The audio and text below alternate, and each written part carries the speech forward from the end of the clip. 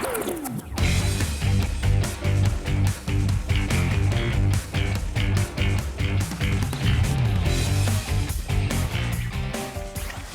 AFC Women's Asian Cup for 2026 was ushered in with a spectacular opening ceremony at Perth Stadium yesterday, featuring none other than Audrey Nuna of K-pop Demon Hunters fame. And with 500 million viewers on Netflix, they can't be wrong.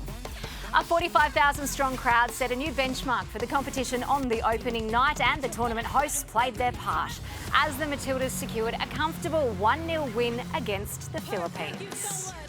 Hello and welcome to the first episode of our Dub Zone specials celebrating the AFC Women's Asian Cup. I'm Amy Duggan, and joining me to review the opening match of the tournament from Melbourne, Grace Maher, and from Melbourne and Matilda, Carly Roestbakken. Welcome to the pair of you. Thanks for having us. Thank you. Great to have you both here. Solid performance by the Matildas against a stoic opposition, Gracie. Yeah, it was. It was pretty convincing when you look at the stats. The scoreline probably didn't reflect what was a really dominant performance, possession. And yeah, for the Philippines, it was they dug deep, and I think it was sort of a win-win for both teams. Carly, what did you think of the Matildas' efforts last night? There was a lot of expectation, no doubt a little bit of pressure playing in front of a bumper home crowd in the West. Yeah, absolutely. I mean, the girls, they do have a lot of pressure on them playing a tournament at home. And, you know, we're expecting a lot from the Matildas, and they did go out there and they got the win, and that's what they really needed. I do think into the next game, though, they need to start building on this performance. You know, against the Philippines, we're maybe expecting a few more goals, but hopefully they can build on it in the next games. Well, it looked like the goals were going to flow, didn't it? Because who else but Sam Kerr, in front of her home crowd, broke the deadlock for the Aussies in the 14th minute. We take a look here with Claire Wheeler putting in that wicked cross to Caitlin Ford, and of course Sam Kerr on the spot, Grace, to power it home. Yeah, you don't leave Sam alone in the 6-yard box. I think that's something we've learnt over the years. So really great cross from Wheeler after quite a great opening 10 minutes from her. Caitlin Ford's done excellent there to get the header across the goal for Sam to finish. And, you know, when Sam uses her head, it's going back in the net.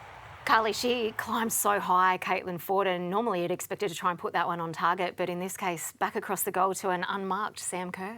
Yeah, I think that's, you know, a really good move from her, and, you know, the use of Sam in there. They have missed that in the last few games with Sam being injured, and I think they've really utilised that this game. They were trying to go wide and, you know, get crosses into the box because they knew they had Sam in there. Well, 851 days. November 2023 was the last time Sam Kerr hit the back of the net for the Matildas. And after that opening goal, we thought the floodgates might open for the Matildas. The possession was crazy numbers, Grace. 88% possession to the Matildas, 41 accurate passes for the Philippines, 595 passes for the Matildas, accurately hitting feet. Yeah, I think the numbers sort of tell the story, don't they? And I think we were expecting that from the Philippines. They were going to bunker down and make it really difficult, and I think they did. We were able to get shots off only from distance, and there wasn't any really clear-cut chances. You know, with Claire Wheeler and Gorry's shots, Emily Van Egmond had a really good opportunity to score from a similar area that Sam did. But, you know, for that many passes and possessions, 6 shots on target is probably something that isn't ideal, and like Rossi said, we have to build on that for the next game. We saw Steph Catley miss that shot there. It was a remarkable setup, isn't it, Carly, as a wing-back to see Ellie Carpenter so high, Steph Catley so high, and right in there with shots on goal. Yeah, and I think that was one of their game plans this game, was pushing Ellie forward a lot, and we saw in the second half Steph kind of sat in a bit, but then in the first half they both were getting high, and I think that, you know, Steph has a really great left foot on her. Ellie is great at bombing down the line. She's great at overlapping. She's great at putting in crosses as well. It is something that maybe we would like to see a bit more from Ellie, how we see where she is with Chelsea and how she is driving at players. She's taking shots outside the box, and she's hit, you know, an amazing one against Barcelona in the Champions League. And I think that is something that in the next few games we would like to see a bit more of from her. The Matildas look like they were cruising almost in first gear all night, Grace, and it's wonderful that they've got the points and the win, but it wasn't quite the result I think that many of Matildas fans would have been expecting. Is this the kind of message we want to send in the opening match? I don't think ideally it was. We would definitely wanted to have more goals behind us. And I think it's really difficult in a tournament like this where you come up against so many different calibers of teams. So, we knew that the Philippines were probably going to bunker down because they knew they didn't have the personnel to really hurt Australia unless it was on a counter. But, we've got our last group game against South Korea. It's a very different opponent with some world-class players. Is the preparation for these first opening matches going to get them to that level that they need for that game? Well, time will tell, but I think, they're going to have to step it up another 2 notches for Iran, and then even more so for the last game. They went out there with a very strong starting lineup, a lot of stars on the park, and I think the expectation was for some more goals, Carly. But can we just for a moment focus on the Philippines and the strategy that they used to hold the Matildas out? Yeah, well, the Philippines, they knew, like Grace said, that they maybe don't have the personnel to really break down Australia. They were hoping for a transition maybe, but they went into this game sitting really compact and just trying to concede as little as possible. And you got to credit to them. It worked. They only conceded 1 goal, and I think that they'd probably take a lot of positives from that game and maybe take it as a win. Yeah, well, perhaps strategy from Mark Takaso there, the coach of the Philippines, and Aussie, of course, holding the Matildas to just 1 goal, which will look pretty good for them moving into the back half of the tournament, limiting the damage there. Let's get some reaction from Caitlin Ford now, who acknowledged there is room for improvement ahead of their next match against Iran on Thursday. Yeah, I think we have a lot to work on. We would have loved to get a few more goals, but credit to the Philippines. They worked really hard to keep us out, but our goal today was just to get the win and to get the job done, and we did that. So, happy with that. I think for us, we've got to build into this tournament. It's been a while since we've played together. So, I think we're just getting back into the flow of things and building relationships again. And, that's going to keep growing and growing with every game we play. So, hopefully next game a little bit better. Caitlin Ford there with her post-match reaction, and Grace admitting there's a little bit of rust in there. Yeah, and she actually brings up a good point. They haven't played together. This has come off the back of the longest sort of break from playing international football. And historically, when we used to come into big tournaments like this, I remember in the 2016 Olympics that they would have a big block of a training period or a camp leading into it, but they really came in and kicked it off within a few days from all their responsibilities at their clubland. So it's fair to say that they are dusting off a few of the cobwebs. That's what it looked like too, didn't it, Rusty? Yeah, absolutely. And, like Grace said, they usually do have a longer block. So, and, when they're in clubland, they've got all these different personnel. They've got world-class players around them as well. So they're kind of trusted to go off there and put in the hard yards there. So but coming back together, it is really hard when you've had a long period away from each other. You have to gel again. You have to learn all the traits again. Well, not learn, but, you have to adjust to them as well because they're at the club all the time. Like 90% of the time they're there and they're with different players. So it's kind of readjusting again. Well, speaking of club mates, Caitlin Ford's teammate at Arsenal, Steph Catley, had high praise for Chloe Lincoln, the Brisbane Roar shot stopper, who was thrust into the starting 11 after Jada Wyman withdrew from the squad with a knee injury. Chloe's a great keeper and she's showed herself really well at training, so I had full faith that she was absolutely ready. And she's playing a lot at club level and she's fit and firing. So the message is just to go out there and be yourself and know that the whole team supports you, and it's all of us out there. It's not just one player. So we're all in that together, and it was good to get a clean sheet and a win. Yeah, a clean sheet it was for Chloe Lincoln in just her 4th cap for the Matildas. Crazy to think we've, gone down the list to a 4th keeper, but great for Chloe to get minutes. It's unheard of, isn't it, really? How can 3 keepers go out injured? I don't think I've heard anything like that. But, we've known Chloe. She came up through Canberra and she's a Canberra girl, so I'm really proud of her and it's good to see her get some more minutes. Yeah, you could see that sigh of relief after the game and she hugged the goalkeeper coach. I think she didn't have much to do, but I think they're almost the most dangerous games because one slip up from defence and all of a sudden what's been a cruisy game becomes a crucial moment. That didn't really happen in this game. Every time she sort of got the ball at her feet, the Philippines retreated to halfway, so she just, but for her, what an incredible opportunity. She would have just been beside herself, first being caught up into camp and then starting that opening game in such a beautiful stadium full of screaming fans. So happy for her, and I think it can give confidence for the rest of the tournament. Yeah, and it'll be interesting to see if she maintains her spot in the starting lineup for the next game against Iran now, I'm guessing.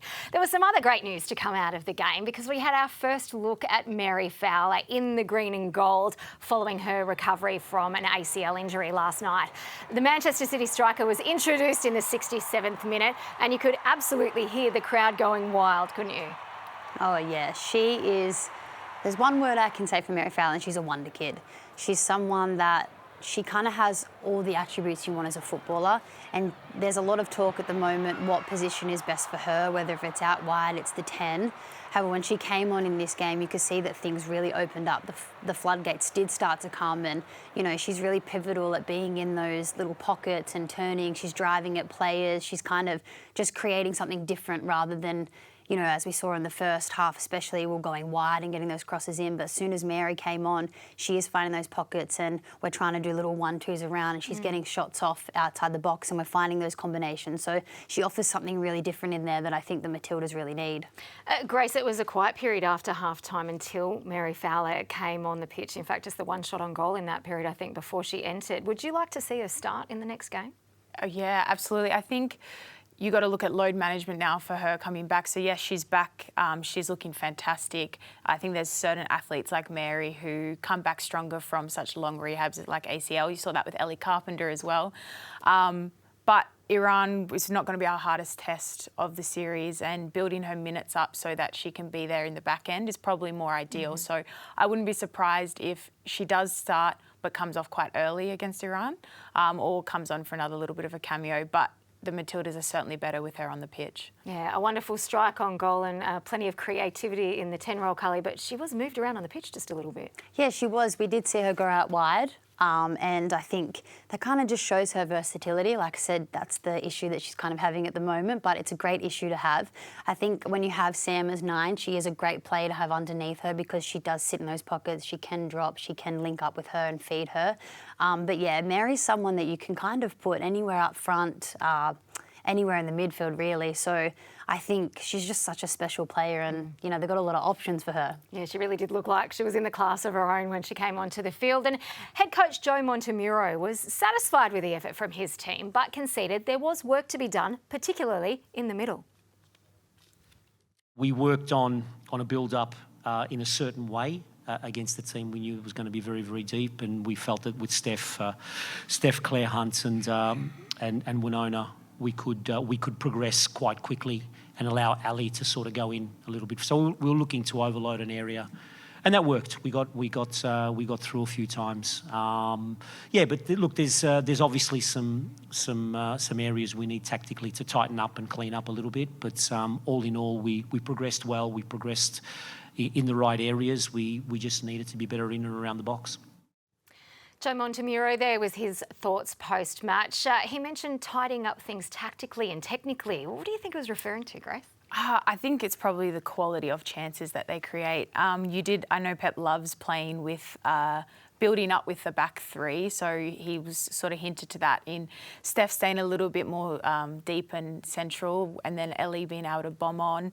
And if we're going to look at where they were trying to overload, I'm pretty sure it was going to be out wide, where, you know, the goal came from in Claire Wheeler as a midfielder, crossing the ball. When you've got Sam Kerr in the box, I don't blame them.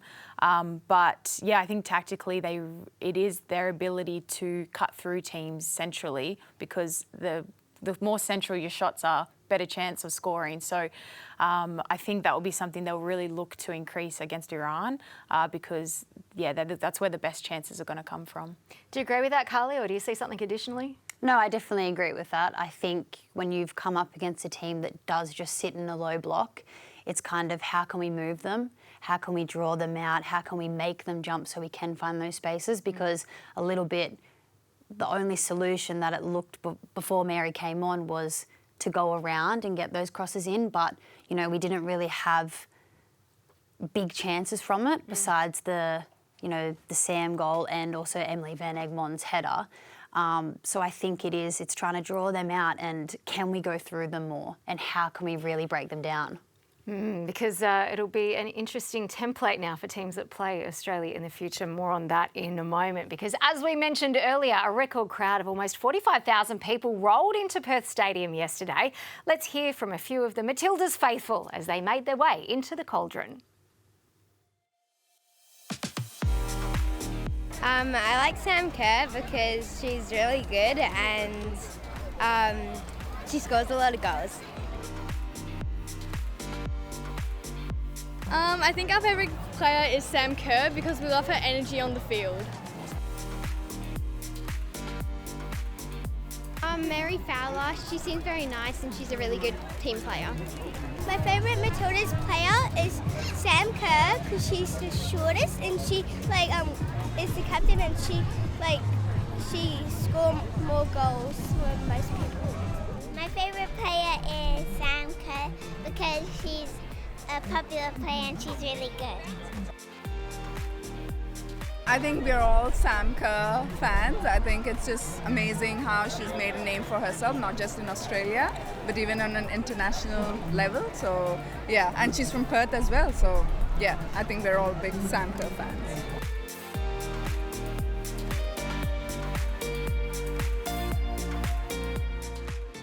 Taste of all the colour and the fandom for Sam Kerr there as the fans made their way into the stadium yesterday. And as part of delivery of the AFC Women's Asian Cup, organisers have introduced health hubs. They're outside each of the venues, positioning health, learning and community connection as a central part of each matchday experience. So here you can see outside Perth Stadium, we had Harder Football, Share the Dignity, Endometriosis Australia, Gaining Ground and Football Futures Foundation, all well represented. Grace and Carly, this is such a great initiative which will be available outside venues in Sydney and on the Gold Coast as well, but it's about football being bigger than the sport, isn't it? Absolutely. I think the social responsibility football and sport in general has played in the last decade has grown enormously. And when traditionally we used to just be like, it's all about on the field stuff, everything and your opinions sort of keep off it. And now we're seeing this world where really good causes are blending with sport and creating more change and good for the communities. And this is a great way to get the fans and these people that maybe don't have much knowledge in and learning about some really important causes. Yeah, and it's just super important to keep that, off the field reach with everyone and create a sort of community around it. Because like you said, it's greater than the game, and getting involved in these charities and these initiatives, it's just also going to grow our game. But I think it's really important to show that, within football, it isn't just about the sport. It isn't just about this 90-minute game. It's about the people that also come and support us and, everything off it as well. Yeah, the power of the game. It's a wonderful thing. So let's hear now from some of the participating charities at Perth Stadium yesterday. Now, 80% of cardiac arrests at a hospital happen at home. So teaching kids and anyone very simple 3 steps: call, push and shock is super, super important, and we save lives, and we've saved many lives over 10 years of doing this at community sport. The energy in the Women's Health Hub has been absolutely incredible. I think it's a testament to how far we've come since the last major tournament, which was the Women's World Cup. I think seeing families coming out, seeing dads and boys wearing a Matildas jersey is incredible as well. We've had a lot of young women coming up, girls playing football coming up to our booth, and we've been asking them, in the spirit of what we do, is what's one thing you would say to a teammate or a friend to lift someone up? How do we spread that kindness and make people feel seen and heard through community sport? So yeah, the energy has been very exciting. Can't wait for the game to start. To have this opportunity for a small charity like Endometriosis Australia is immense. The fact that we've been involved in this, we're so grateful to actually meet the community, to have this opportunity to meet with young people and older people in this great environment on such a great day. Money can't buy. It's amazing. We really, really appreciate it. Football spreading the love, and Perth Glory's NinjaALeague stars were also full of praise for the game-changing initiatives. Yeah, I think it's important. Obviously, health is huge. We want people to be active, so I think this displays it really well, and I think you can obviously see with the engagement that they're getting around it, you can see how important it is. Oh, it's awesome. You know, it brings so much community base to the game. It's awesome to have all these people come like hours before the game to support, and it's cool that we're able to come and see it.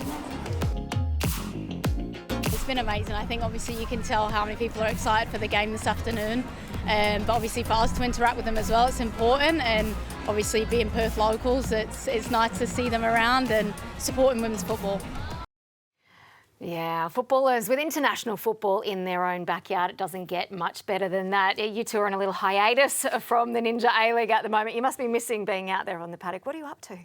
Yeah, well, it's a little bit strange, isn't it? Because we want to go week in, week out, because sometimes the momentum can shift a little bit. But, you know, we're still training. We only had 2 days off, essentially. So we're putting in the hard yards, and we do have a very small group at training actually at the moment, because a lot of the girls have gone to junior, young Matildas and the Matildas and external national teams. So we're trying to do as much as we can together and prepare for our next game. Yeah, I think I'm glad that at least there's plenty of football to still watch, because that usually fills up my weekend. But yeah, I think, you know, one thing we get to do is have opportunities like this, which is fantastic for us as well. Trying to push the women's game, and yeah, might have to go do a little bit of running when I get home, but it's otherwise it's, yeah, train as usual. No rest for the wicked, I see. And as the Matildas were preparing for the tournament opener in Perth, the young Matildas assembled in Western Sydney for a camp ahead of their Asian Cup, which takes place in Thailand in April. Let's hear now from their head coach, Alex Apakis, along with a couple of his star players on how their plans are progressing. It's a really important camp, obviously, with the Asian Cup for us just around the corner. This particular week was about bringing in players who have, you know, done some really good things for us over the course of the cycle, through qualification and previous camps, and also players that are doing well in the A-League. For us, it was just about ensuring that there's some clarity around what it is we're going to look like on the pitch, but also what it's going to look like for us off the pitch from a culture perspective. We have a range of coaches coming in, and it's, you know, we're here, we're open. I think it's there's a real duty here to bring people along the journey with us, because everyone's contributing to this. All A-League clubs, all A-League coaches, and various, you know, member-fed programs. We really talk about habits and actions, and we try and influence them when they're here around those areas, and look for them to be the best versions of themselves when they're in here. And that's all we can ask when they leave. We want them to be a young Matilda and perform their habits and actions like a young Matilda would do in their own environments. Yeah, he's really big on the culture, which I think is a big thing. All the clubs I've been at with success have had a really good culture off the field, so I think during the hard moments that's what gets you through. And then also on the field, he's big about just being creative, being yourself, being dynamic, and yeah, enjoying our football.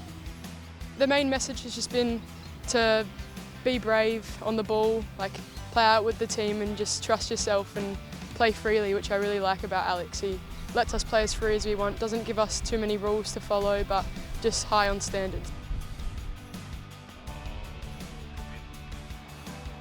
We do not stop! We do not stop! With the strong teams in the Asian Cup, there's talent equally spread across all the groups. Japan are fantastic, and they've been fantastic for a long time in these youth tournaments. And that's the team we can't wait to go head-to-head with, because they're a really respectable team, and to my knowledge we haven't beaten that team at this age group before. We want to have a really aggressive performance against them and see what our best looks like against a solid team. What we're going to rely on to give us that extra edge is the Australian DNA, you know, that relentless ethic of working, you know, really hard, having a really strong culture and a really strong environment. I really believe that those areas can help us perform even better on the pitch. We know from a football point of view what we can do, but we want to make sure we're strong and we're connected on and off the pitch, and I believe that successful teams have those ingredients. Myself, Joe and Mike Cooper with the 17s, we have weekly conversations and formalised meetings. We're lifting the bonnet on Australian women's football, and the unified approach that we've got around that is something I'm really proud to be a part of, and Joe's sort of leading that in a really good way. And yeah, I get I get quite excited every time we have those types of discussions, and I think we're taking some big steps forward together as a coaching unit as well. Some thoughts there from young Matildas head coach Alex Opakis ahead of their Asian Cup, which kicks off in April. Here is a bit of a look at the young Matildas squad, which is stacked with Ninja-A-League talent, including Peter Trimmis, who we saw there. Gracie Sienna Silvestre is there from Melbourne Victory as well. Yeah, a fantastic young player. Obviously, she had a great season last year with the Wanderers and has been heavily involved in the under-20 squads in previous years, and yeah, made the move across to Victory, and she's made some appearances, and yeah, she's a wonderful talent, and I'm really excited to see how she goes in this free-flowing young Matilda squad under Alex. Among the names there, Talia Eunice, Sky Hamarak, Tiana Fuller. We've also got a couple from your side, Carly. Alexia Apostolakis, Daniela Buttress and Shelby McMahon from Melbourne City, all included. And the squad just oozes quality, doesn't it? Mm-hmm. And those three names that you've named there are just, they're talented young girls. I'm a bit biased because, you know, City obviously. But no, those three girls, they're going to go very far in their career. And I think having them in the young Matilda squad, you've got Lex and Shelby, who I think are also really great leaders, and they can step into that role. And Dani Buttress, who has just stepped onto the scene, but she has a lot of flair and a lot of spunk about her. And this is, of course, 17-year-old Shelby McMahon. She's been a very regular contributor for your City side this season. 9 starts, 2 games off the bench, 3 goals already. Her progression, can you believe she's only 17? No, and I've been saying this to me. She feels like she's been 17 for the last 3 years. So when she joined us, she actually was 14. And when she came into the squad, all of us just went, this girl is unbelievable. The way she came in, she's been playing like she was a 20-year-old plus, like she's that mature, and you can't forget what she did in the AFC last year for us. She scored in the semi-final and the final, and she got us through to the final, and she's a player that you can bring on and you can really rely on her, and she's only 17, and I think that speaks volumes about her, is that she's well trusted within the group as well. She started out on the wing because we've got a lot of players in City, so it was kind of where can we put her, and then she's gone back into the midfield, and she's a very versatile player. And absolutely built in the Ninja-A-League, Grace. Now, the pair of you played for our young Matildas, many games under your belt, so you'll be well versed on the type of opposition we're going to be up against, because Australia's first match is on April 2nd against Chinese Taipei. Then it's India on April 5th. And finally, the big one, the final group game against powerhouses Japan on April 8th. The young Matildas have never beaten Japan at an under-20 level, Grace, if you can believe that. Oh, I can. I remember losing to them. It's no easy feat, but I think one of the beautiful things about perhaps a lot of our Matildas heading overseas is this unique opportunity that our under-20s players are now becoming seasoned professionals. And I think that little edge that they have over, you know, my time back with the young Matildas, there was only about 5 or 6 of us that were regular starters in the league. When you've now got a whole squad of 20, that if any year, this is the year they can do it, because they've got the talent and they've got the professionalism. And Carly, you mentioned, you know, so many of your teammates are away at this as part of this squad, but also of the Matildas squad. It is great to have young talent coming through the ranks and getting the opportunity to play, as you both did, on the international stage so early. Yeah, absolutely. Like you said, we do have a lot of players, and we're very fortunate in that they get to go and experience and play at international. They get to play international football, and it only, when they come back into the squad as well, it helps us grow. They're pushing us, and having that, you know, diversity within the team is just amazing, because we also we need that. We need those players to go away to different environments to bring that back, so that we can really build on our team. Real strength, and we wish them all the best, because all the action from the AFC Under-20 Women's Asian Cup in Thailand is on Paramount+, so make sure you're watching in April. The tournament final is on April 18. Let's get right behind our young Matildas to make it all the way to the decider. Every member of the senior Matildas team that took part in the tournament opener against the Philippines last night started their career in the Ninja-A-League. So here's a reminder of one of those stars.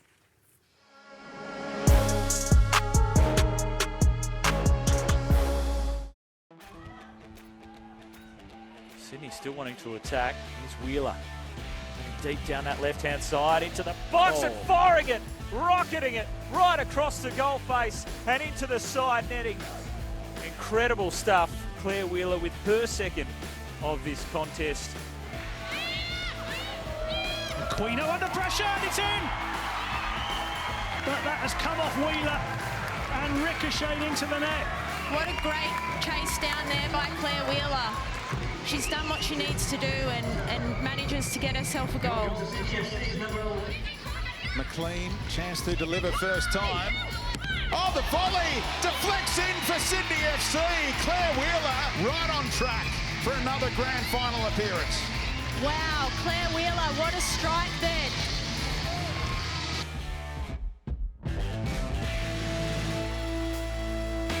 Claire Wheeler there in all her glory. A great game last night. And an Adamstown Rosebud Junior who made 67 appearances for the Newcastle Jets and, believe it or not, 12 appearances for Sydney FC.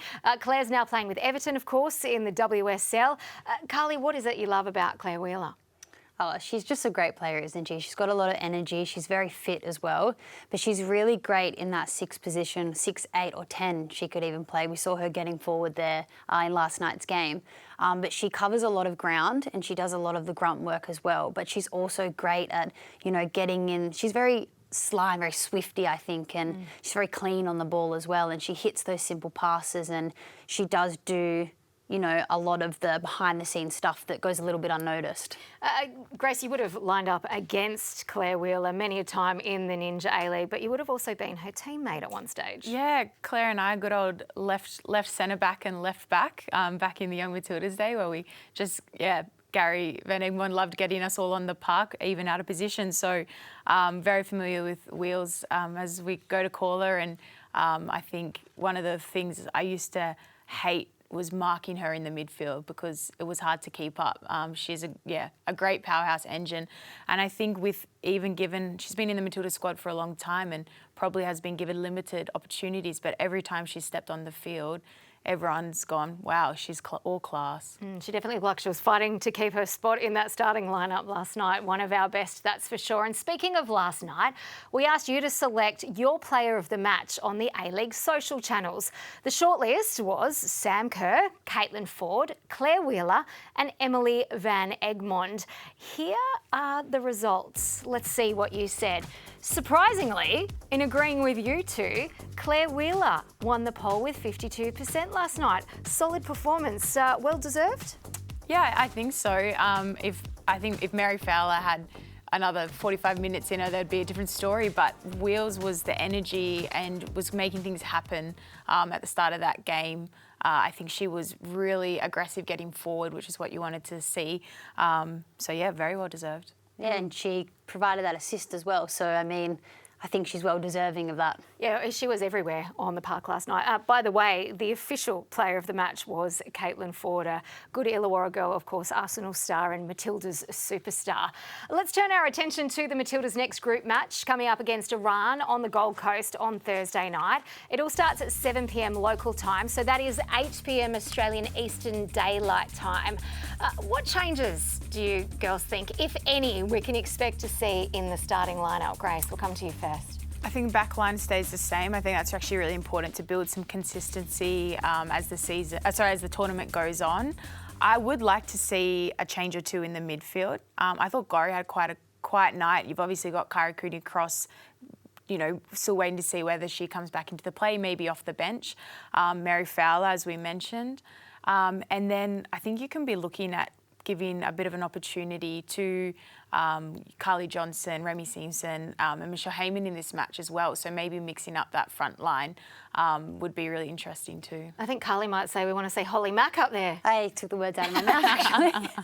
I definitely would love to see Holly. I think even in last night's game, she would have been a great player to bring on. She provides a lot of energy and we all know how quick she is as well.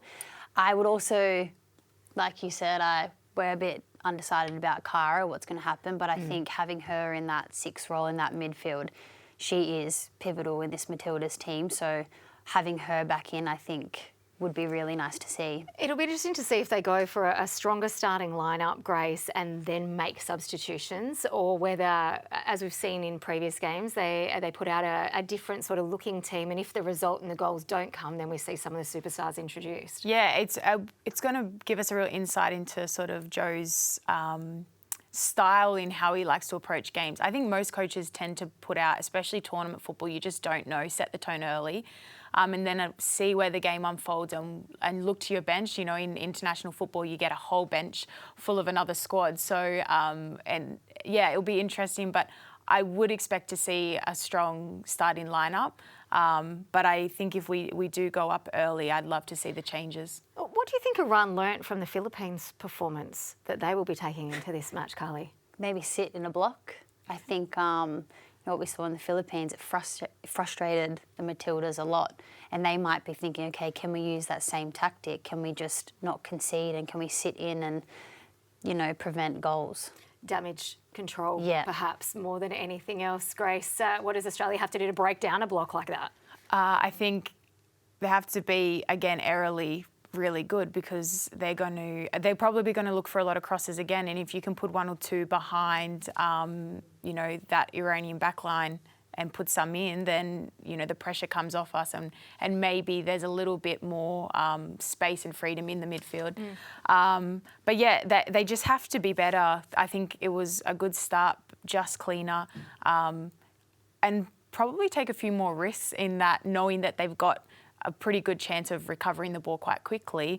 Some riskier passes that do lead to better goal scoring opportunities. They had plenty of ball inside the box, 44 touches inside the box against the Philippines the other night. We just need a few more goals, please, from the girls in the gold and green. And there is just one place you need to visit to catch up on all your AFC Women's Asian Cup news and videos involving players from the Ninja-A-League, and that is the Ninja-A-League's website and app. We'll have match highlights, press conferences, player features and polls running over the next 3 weeks, so make sure you check it all out at aleagues.com.au/BuiltInTheNinjaALeague.